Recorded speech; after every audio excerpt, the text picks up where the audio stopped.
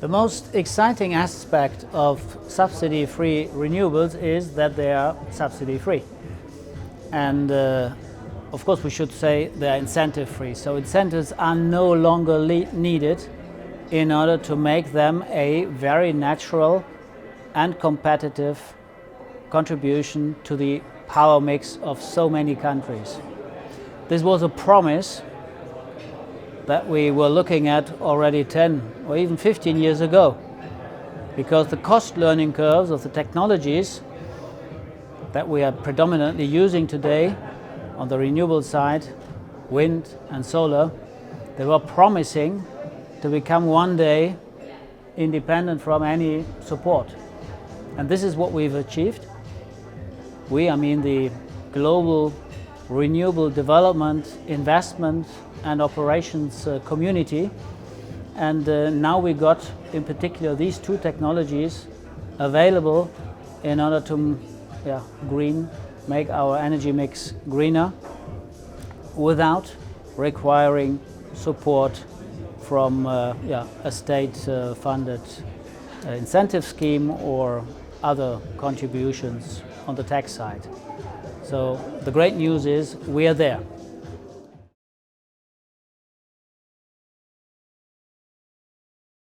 The trend for the development of renewable energy over the next 10 years, let's say until 2030, this is also where we are seeing the targets now, which are effectively bold targets.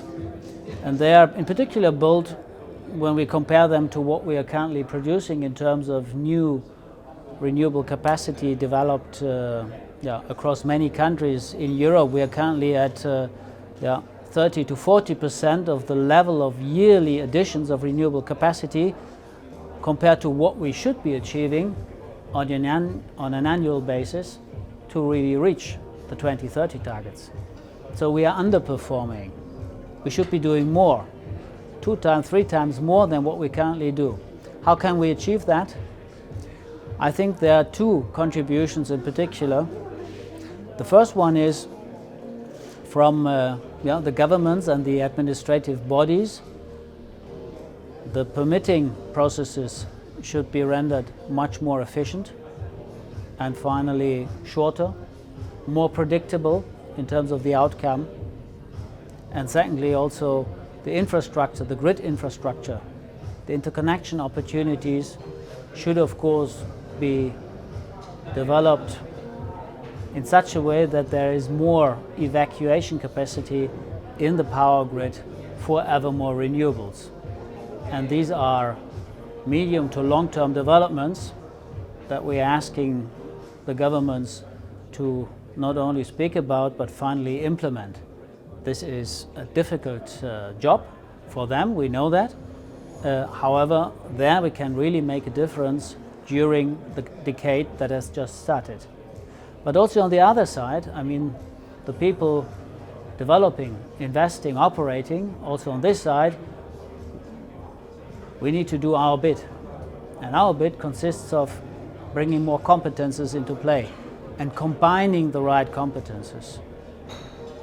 Very cost-oriented, very competitively geared development competence, I would start with. We need many more developers, by the way, to do the job. We need to embrace the opportunity to a much larger extent to sell the power to final clients, final off-takers, and therefore we need commercial competences. And we will then be asked, rightfully, by the clients to take care of their energy supply needs, which is not our generation profile, but it is their consumption profile. So we also need energy management specialists. And last but not least, we need people knowing how to finance a off-take solution for new energy projects that come with 1 or 2 off-takers. There may be a portion of merchant exposure as well. So combining these competences, competitive development, commercial approach to clients, energy management and financing of these projects, this combination of competences, this is what we should be bringing to the table of the decade of renewables going for the 2030 goals.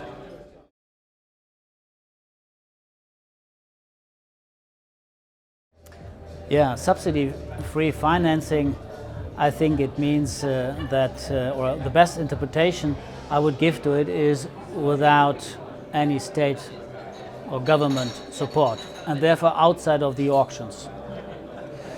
Now, I think that although it is good that we have auctions, because again they provide a certain level of visibility to where projects can go, the real solution to the energy transition over the next 10 years is of course that the demand side, the clients, the energy intensive industries, but also the other businesses, the small and medium sized companies, and finally the whole households, that they all want to buy the product green energy because they're convinced of it, they are seeing it as an affordable solution, and they are also seeing it as one that they can trust that it will be supplied over many, many years in the future.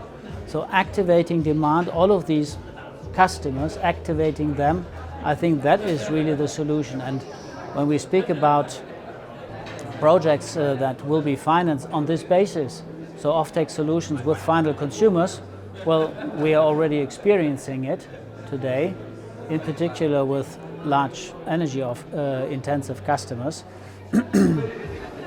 And they are buying power from solar, from wind onshore, and also from wind offshore. So I would say there's a lot of space. There is not one technology better than the other. You have a different level of granularity when you speak about solar and wind onshore projects, because you can have many of them, and the single size of a project is, I would say, digestible for many market participants. Of course, when you go into offshore, we're speaking about energy volumes that are either of a size so that it would go for one very energy intensive customer, and would also think that energy intensive customers will follow the projects where they are at their best location, so where the LCOE, the levelized cost of producing power, is effectively the lowest. And there are spots across Europe where we know that the LCOE levels will be particularly attractive, and we see energy intensive companies moving there. But then for all the other companies and also customers not having the ability to move, I think they will be happy to participate in the offtake solutions that will become available. And back to offshore, it will mean that there is also a consortium of off-takers that I can think of who will then club together and buy an important energy volume of an offshore project. By the way, diversifying then also the off-take risk. So all of these customers participate in it already today, and I see much more space for them going forward.